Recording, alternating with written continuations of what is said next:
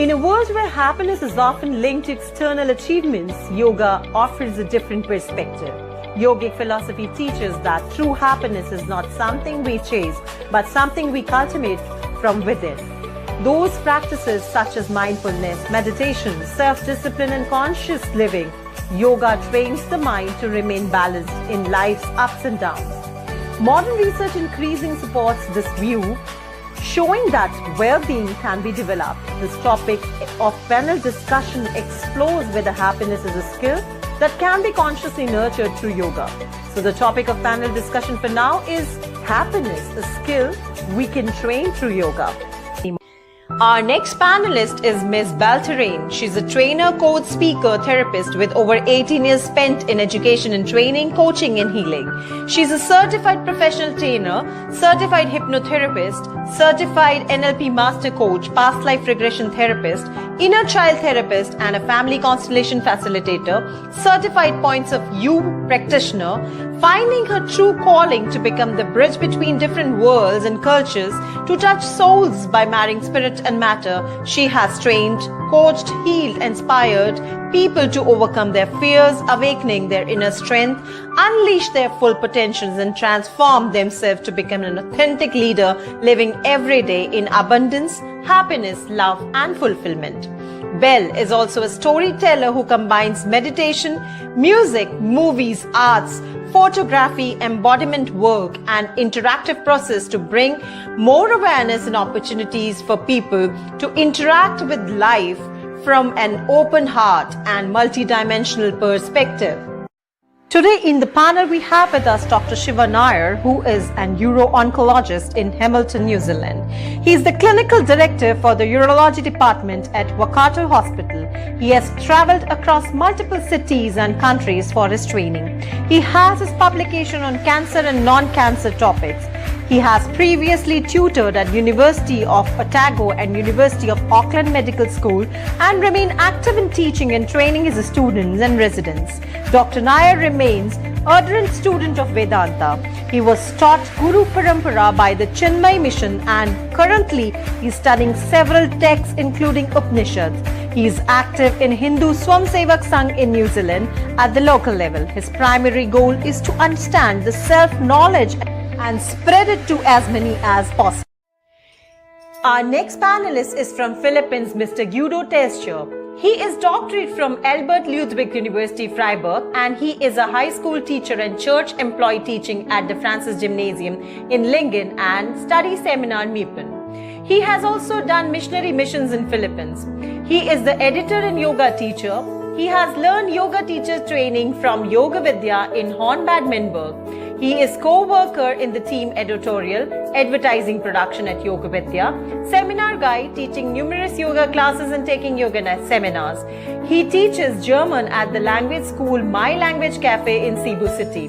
He is also a freelance and editor of several books of Sukadevji and Yoga Vidya, commentary on the Hatha Yoga, Pradipika, etc. He studied Catholic theology and philosophy at the Albert Ludwig University Freiburg and doctoral studies in New Testament exegesis work in Hebrews published in 2007. It is a great honor and pleasure to welcome Ms. GERELTUYA ORSO, a pioneering yoga educator, visionary leader, accomplished author and one of the foremost ambassador of yoga in Mongolia. Currently serving as the honorary president of Mongolian Yoga Federation and a founder of Mandala Yoga Wellness Center, Mongolia's first yoga studio and accredited Yoga Alliance teacher training school. She has been at the forefront of advancing yoga education and wellness since 2010. With more than 20 years of dedicated yoga practice and 16 years of teaching experience, she has played a transformative role in shaping the yoga landscape for her nation. In 2014, she established the Mongolian Yoga Federation, which today unites 30 schools and over 100 teachers. Since 2018, she has successfully organized the annual Mongolian Yoga Festival as the author of several foundational yoga publications, including Asana book, Yoga Adjustments, Your Spine, Your Yoga, and Yoga Flashcards. She exemplifies vision, perseverance, leadership, and an unwavering commitment to empowering others through her wisdom of yoga. So, ladies and gentlemen, please welcome Ms. GERELTUYA ORSO. We are honored to welcome and introduce Dr. Vikrant Singh Tomar, an internationally recognized scholar, writer, and management consultant with an extraordinary commitment to global well-being.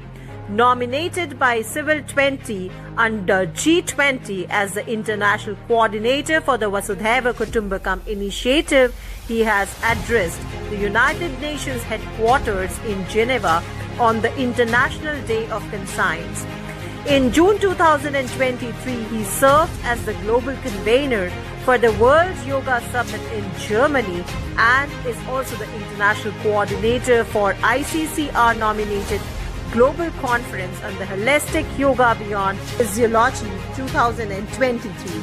He is one of the most sought-after speakers across India. His work has impacted over 3 lakh beneficiaries across 120 countries, including cabinet ministers, bureaucrats, defense, corporate professionals. He convenes United Consciousness Global, aiming to develop the world's first integrated manual for humanity, leads Project Self USA to promote scientific aspects of ancient Indian philosophy, sits on the board of European Yoga Federation in Italy, and oversees spiritual healing in Africa through the Spiritual Council. He additionally founded, with an academic background spanning business management, journalism, public administration, philosophy, and yoga. Dr. Tomar's prolific writing, including Rule the World as Krishna Did, continue to inspire countless individuals worldwide. So, ladies and gentlemen, please put your hands together to welcome Dr. Vikrant Singh Tomar. Namaste. We welcome Tran from Vietnam, Dr. Shiva, Nair from New Zealand, and Guido from Philippines. Namaste. Dear friends who are and will be watching us from different parts of the world, we are going to begin an amazing panel discussion on a very significant topic. Is happiness a skill we can train through yoga? As they say, work with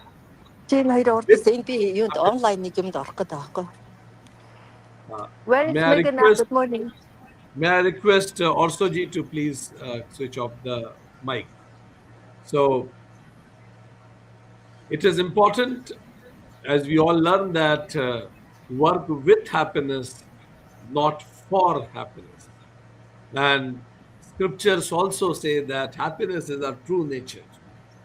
But still many people choose happiness, choose to chase happiness, and they struggle to sustain the happiness. We'll go to Dr. Shiva Nair. People across the planet are chasing happiness and they get it for some time and still struggle to maintain it. So, why it happens? Thank you for having me. So, to answer the question, if you've kind of hinted that our inner nature is happiness. So, if we are born from happiness, we'll always want to go to happiness. So, no person can ever be around who doesn't want happiness. It is our inner nature. So, the problem is we look for it in the wrong place. And what is it that we are unable to sustain it? If we look at the scriptures, the infinite happiness comes from that inner Atma, inner being. Now, if we look for it in a different place, we'll only see a glimpse of it and not completely. So, if you look inside, you'll find that infinite happiness. But if you're looking in the wrong place, you might get a glimpse of something that looks like happiness but isn't, because it's not complete.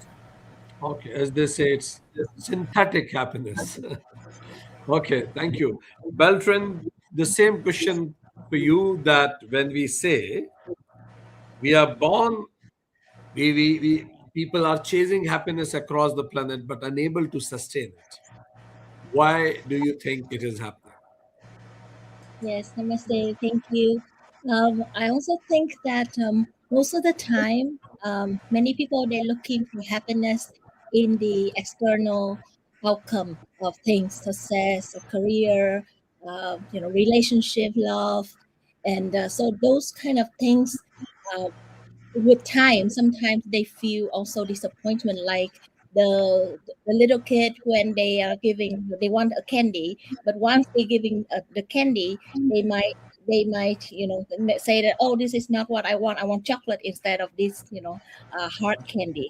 So when we receive something that we expected from the outside, usually that is most people, that's what they're chasing, and that is why it's hard to sustain that, because also there are many things that sometimes people don't know exactly what they want. They think that is what they want, just like Dr. Shiva just said. But when they say, I want to have a beautiful relationship with someone, but when they're in the relationship, maybe 1 year later, they say, this is not the person that I want to be with. Why so? Because maybe from the beginning, we already set the wrong thing, or we don't even know exactly what we want. And I think that is one of the key reasons why people get disappointed later, and they cannot sustain that happiness, because it's only from outside, something that we uh, projected outside. Perfect. Thank you very much, Beltran. And now we'll go to our friend Guido from Philippines. Out of your experience, Guido, the reason people on the planet want happiness, unable to sustain it. They may touch, but generally, majority may not have it for long. Over to you, Guido. Yes, my name is Guido, by the way. Guido. Guido. Yeah, Gui. Okay, Ah, got it. Thank you. Guido. yeah, no problem. And yeah, we heard already many reasons why it is so. No? People looking outside somewhere, especially in the material world. No? We want a house, we want a big car, the biggest as possible. I see that here always, my neighbors. No? And we want a big family, we want good relationships, we want to they want to be married, want to have children, want to have this and a big holiday somewhere in Mongolia maybe, or somewhere. Yeah, uh, that is not enough. What is a good term, what I thought about in preparing here this conference, is ananda. No? So happiness should be focused more on that. Yeah, that is a spiritual term. People know that maybe. Yeah, when we focus on that, although there is it's a it's a thing in itself, where we can give as yogis for people. It's not money. It's not a pure emotion like joy. It is more. It is it's internal. Yeah, what is it? I don't know in English. It's a word or what? Yeah, ananda, bliss. So that is what yogis can give. Also not only through exercise, like what we have seen, yeah, just the asanas and pranayama. Okay, that is good. Also physical training is good, but it's more. I also Thank you. thought about laughter yoga. Maybe some people know that. Yeah, yeah. It's fun. Yes. It's breathing. People may look very happy, and hopefully that sustains also in their daily lives when they're not in this group. Yoga has to do with group, yeah, in connection. We heard, yeah, conference here, conference there, yoga class, yoga group, yoga, I don't know what, yeah. This is very important, yeah, because Thank you. we cannot live always alone. This is from our mindset, from our characters. We need to be in a group, and yoga can give also that. Okay, it's enough. So, Guido ji mentioned that a concept called Ananda. So, Dr. Nair, do you think that yoga or Vedanta defines happiness different from how it is defined in the society by and large? Is it a different definition at all of happiness that is given or defined in yoga or Vedanta? We have Miss Orso also. We acknowledge your presence. Whenever you want to contribute, you can raise hands. Yes, Dr. Nair. Hari Om. So Ananda or bliss has to be permanent, infinite by nature. That is the definition as Ananda from Vedanta point of view. Now, if we, as other speakers have said, if we try and look for things that are finite, whether it be a person or a situation or an object, we know they are not permanent. So we cannot have infinite happiness in a non-permanent thing. Right? That's the discrepancy of happiness and ananda. Okay. So we are seeking permanent happiness from impermanent things. That is the cause. Got it. Got it. Well, Dr. Nair said something very profound. He said we are, because Ananda is infinite bliss, and but finite things cannot give infinite bliss. But well, around me, whatever I see is finite. Relationship is finite, job is finite, everything has an expiry tag. So do my happiness has an expiry tag. So how to deal with that? It's very difficult to understand and more difficult to live then. Yes. So yes, it's very interesting because we are dealing with everything finite here. What I found is in yoga, my understanding is that yoga is the union of mind, body, spirit, and our soul. So what I found that for me personally, in this practicing yoga, is actually we bring the alignment of my mind, my body, my heart, my soul. Many things I think people cannot sustain the happiness, and one of the reason is that because the mind want one thing, the body needs something else. Just like we say, okay, I want to be healthy. I know I need to exercise, but the body cannot wake up in the morning to do that. So the mind wants beautiful things. The body cannot do that. And maybe the heart, we feeling something, that we shaking. We say, okay, I feel ashamed that I cannot do that. So many times in the daily life, that is what happening to human being. So yoga help us to remember to integrate, align our mind, body, heart, soul, spirit, and all of these actually can create that this internal happiness, which I think is it is for me is infinite. As long as we are aware of our own presence, we cultivate that awareness. We practice this acknowledgement that I'm here, I'm still with my breath, and then that presence can actually help us to develop that inner happiness. Thank you. Thank you. As you rightly mentioned, that there is a dissonance, inconsistency, non-integration of mind, body, and my thoughts, feelings.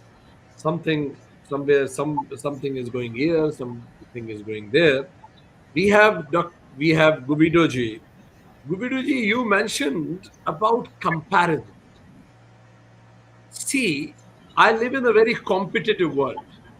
If I won't compare, my school teacher will compare me with others. My parents may start comparing me with the siblings. I go in job, my boss will compare my performance with others' performance. Wherever I write an exam, I am compared. So how not to compare in such a competitive world?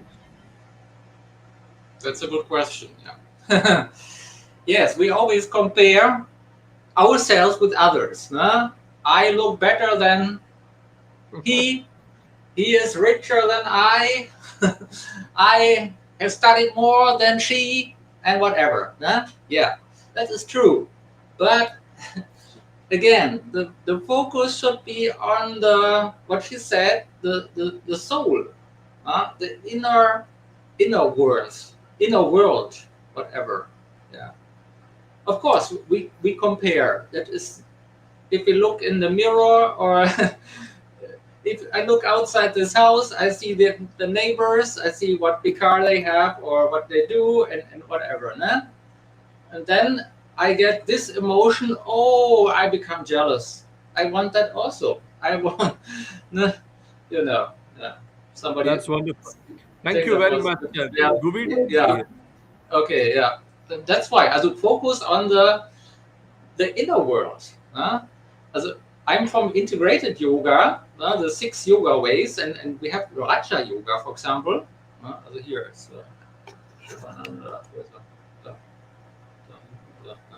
Swami Shivananda. Yeah, genau. Yes, that's true. Okay. Yeah. No, there are ways what we can do. Also, this is not only the physical exercise, not also if you're making this yoga class, no? Then people compare. Oh, somebody can make that massage better than I. Why? Why is that so? Yeah, he can bend more forward than I. Yeah, or so. Yeah, forget it. Huh? Look on yourself. Close your eyes, and focus what is in you. That is the most important. Perfect. Thank you. We have Miss ORSO with us. ORSO ji, what's your take in that? We live in a competitive world. People tend to compare with each other, and comparison eliminates happiness. How do you deal with that? Yeah. So yeah, I agree with everything what was said so far. Yeah, and I just wanted to say one comment is, when your body and mind are healthful, peaceful, then you can be happy, right? And in this stressful world, yeah, so it's people don't know how to keep them peaceful, yeah, and equanimous. And as regards the health problems, when you are stressed out, you can have many health problems. And then there one enlightened person said, you do money the time. You are striving, you're making effort to earn money, but then you spend all your money on your health, in problems. So that's the way people usually live these days. Yeah. Profoundly, she said that we work to earn money and then we Right. spend money to earn health. So nice. Yeah. We lose Yeah. health to earn money and then we Yeah. spend money to get health back. That's wonderful. It's a cycle, vicious cycle. Perfect.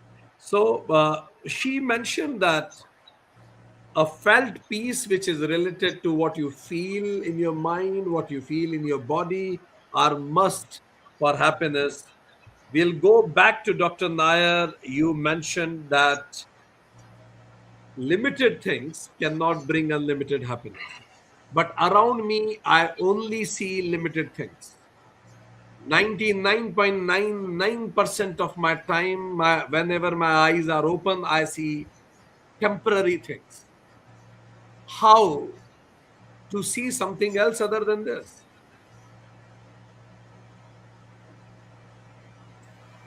See, I look at it different. The world is a reminder that there is always sorrow outside. That's why they give you this situation, right? That this unfavorable situation that you wanted something didn't happen. So it's always a reminder for us to go back to the Creator, go back inside into our soul, to find the happiness, and yet we keep on not learning the lesson, and we keep on looking outside for the happiness. If the happiness is outside, then we would never go inside. So we need to focus inside and learn the lesson, because world is a reminder. It's a place which everything reminds us of our temporary nature. Makes sense. We will come back to you on what you mentioned, but we'll ask Beltran. You talked about dissonance. You talked about non-integration of mind, body, and soul. Tell us one tip how to integrate mind, body, and soul.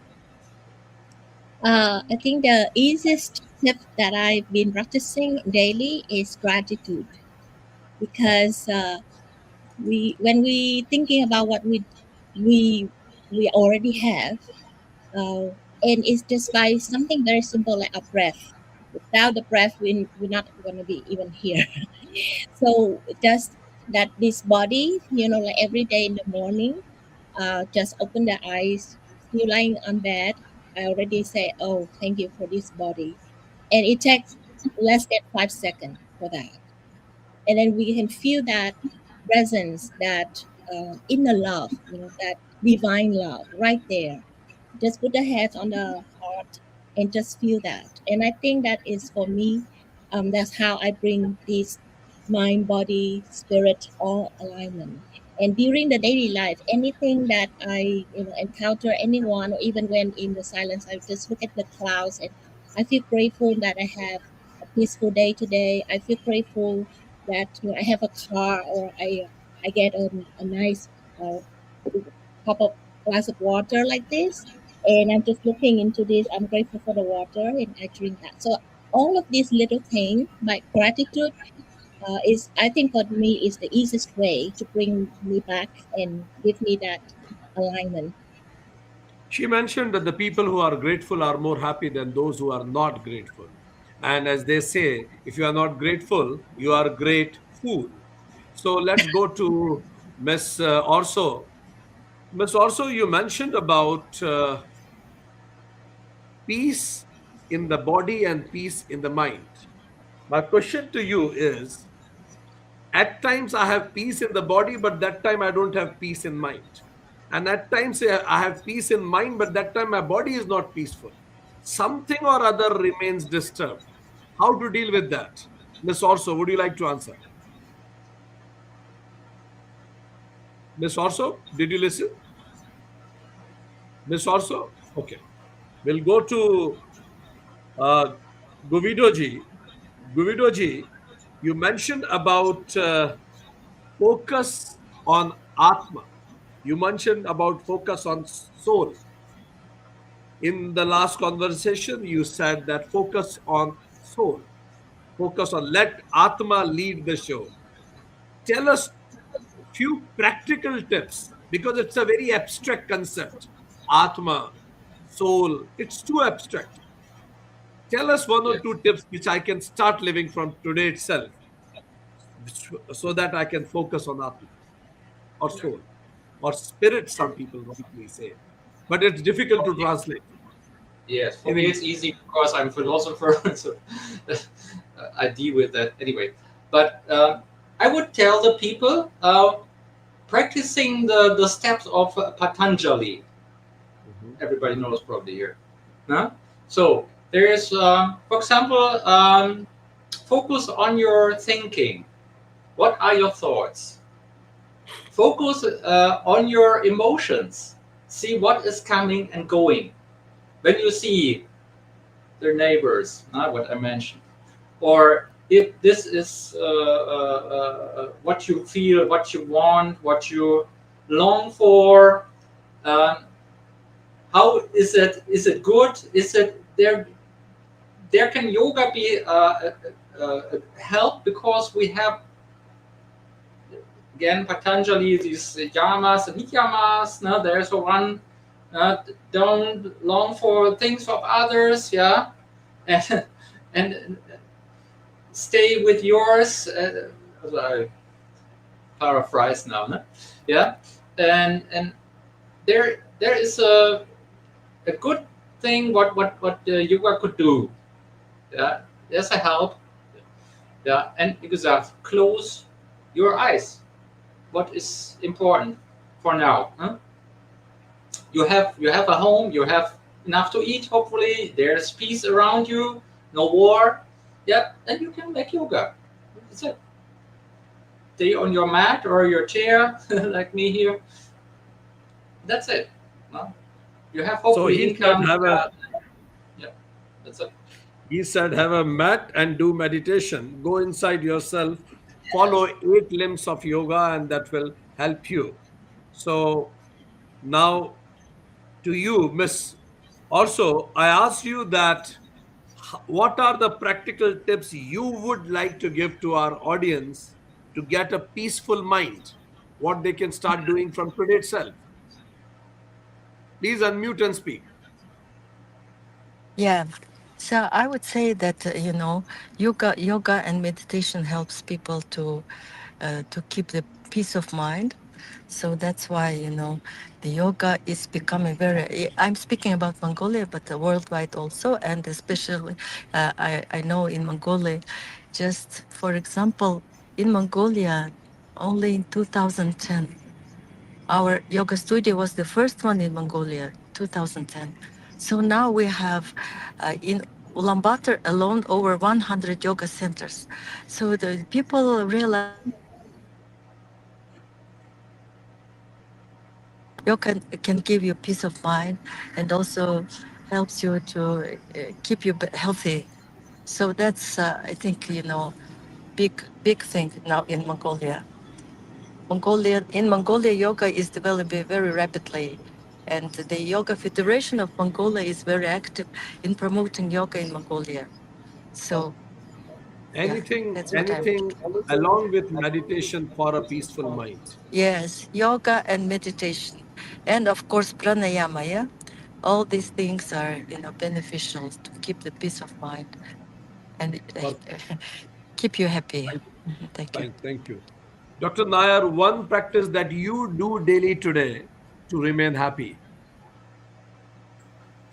Um, so as Guido is saying that the Patanjali yoga is very useful, the 8 limbs, but in sometimes we just can't find in a situation very hard. So ask yourself, who are you? What is your role? And then take a deep breath in, do your pranayama, and be the witness, and just everything will pass. You're internally happy. You're the happiness inside, right? So if situation outside is not so good, take a deep breath in and just be the witness.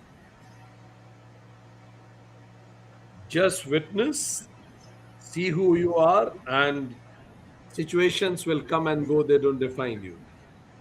Mhm. One practice that you do daily, Bell, other than gratitude, to remain happy in life. Yes, another thing that I've done daily to remain happy is actually to practice non-attachment. So detachment is what I've been practicing, letting go, because many times during the daytime we are we face situation that we're not happy about, or we face some negative emotions and different things. So what I've done is I will review my day and then I say I have done enough. So this contentment, I am enough, I have done enough, and the world is enough for me. So this practice of contentment helps me to remember that I'm not responsible for the world or the result in around me. I have done my part, and I believe that God or the Creator, the universe, will take care of the rest. So Thank you. Now, Guido ji, one thing that you do daily to remain happy, other than meditation and what you shared before. One thing you could do is pray. Nice. No, so Okay. depends on your religion. Let's say you're a Hindu. No, then you could say, yeah, well, I repeat a mantra, for example. Or if you're Christian, let's say, then, well, thank God for your health, for your, but the things, what is for your bread. Thank you. Our Father, there is give us our daily bread. So, rice here. Also, meaning, give us everything what is needed for us. And I'm thankful for that, because I can develop myself now. I can learn from it. I have time for, hopefully, time and also silence for meditation, what is needed. Yeah, and I can develop myself. Thank you very much. And dear friends who are watching us from different parts of the world, we started discussing, is happiness a skill that can be trained through yoga? Dr. Nair started saying that it is actually our true nature. It's not a skill, it's the true nature. We are born out of happiness. This is our true nature. The only point why we have lost seemingly is because we are looking somewhere else. We are searching is outside. We are searching permanent happiness in impermanent things. We are searching in finite bliss in finite things. And that is why it is important that to see world not as a place of misery, but as a place of reminders. It is an opportunity to learn. Every experience of world is a learning experience, he said. Learn the lesson. And he said the world provides both yoga and bhoga. It's a choice. If you won't learn, the world will become a cycle of bhoga for you. But if you learn, he mentioned, it will lead to yoga union with infinite bliss. How to do that? He said, ask some basic questions from yourself. Who you are. And whenever situation comes, just hold on and witness the situation. It reminds me of Krishna says, just see. Situations comes and goes like clouds in the sky. So he said, just witness. You are not the situations. Situations will come and go. They don't define you. So those basic questions, asking yourself, who are you?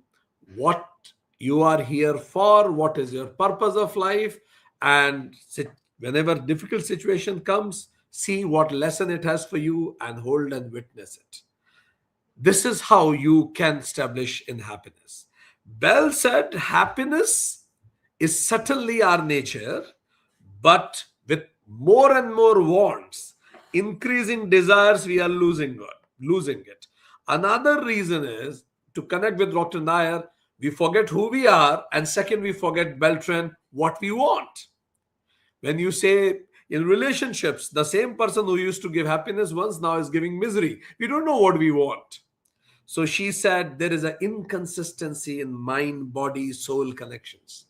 Mind is saying something else, body wants something else, soul wants something else, and inconsistency, non-integration is a problem. In that, I would like to add what Guido ji profoundly said. He said, if there is an integration, focus on what Atma says. Let Atma lead. Let Atma lead the Buddhi, the intelligence, and intelligence, let it lead the mind, and let mind lead the senses, as we say.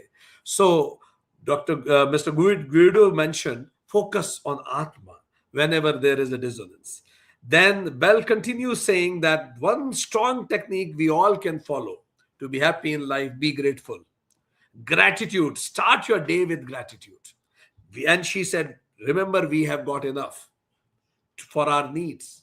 Mahatma Gandhi said that world has enough for everybody's need, but not a single person's greed. She said, I remain contented. I have done enough. The feeling that I have done enough, I have done whatever I could have. That feeling is important. I have done my part. Do your duty, for perform your swadharma. Give your best and leave the rest. And she said, when we say leave the rest, she said, let go. If you will hold on to negative things, it will keep reminding negative things in your mind, and it will lose your happiness. And for that, she used the word disattachment. Don't get attached to whatever is negative. Let it go. This is the method to be peaceful and happy in life. Guido ji mentioned that yes, happiness and ananda is our true nature, but we lose it because of comparison. All three guests brought different points of losing happiness too, but they all agreed that happiness is our true nature. Why we are losing it, they provide variety of reasons which are correct.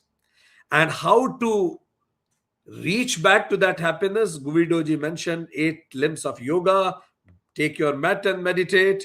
And he said, never forget to pray. When you pray to the higher, there are possibility you reach to the higher. It increases your own consciousness. He said, follow your own path, and you may use mantra or nama japa. That will be a constant reminder, as Dr. Nair mentioned. When you keep on chanting something regularly, it remains fresh in mind. And what is my purpose in being over here? And then we had our friend from Mongolia also, Miss Orso, she said that body and mind both needs to be peaceful, then only peace will be established. You may be very contented here, but if body is not healthy, it is the temple, body is the temple of the soul. It also has to be kept healthy. And mind also has to be kept healthy. How to keep body and mind healthy when asked? She said, this is what yoga is for. Yoga is a science of body and mind. It goes beyond it for achieving self-actualization. She said meditation, do regular pranayama also. I'm sure that people who are watching us from different parts of the world, they will assure that they'll seek permanent happiness, not the temporary one. They'll stop comparison. They will limit their desires. They will focus on prayers, questioning, self-question, swadhyaya, pranayama, 8 limbs of yoga, letting go, and gratitude. In gratitude to all 4 of you. Thank you very much. Thank you. Thank you, Dr. Guido. Thank you, Shivaji. Thank you, Beltran. Thank you. Thank you. Thank you so much.